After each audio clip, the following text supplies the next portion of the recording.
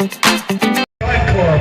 Ladies and gentlemen, to present the award for the Miss Canlusong Airsoft Gun Club and who is receiving cash and his task, please welcome Mr. Joey Alexander Villarona, representative of Ladies and friends, our Miss Canlusong Airsoft and Gun Club is no other than Binibining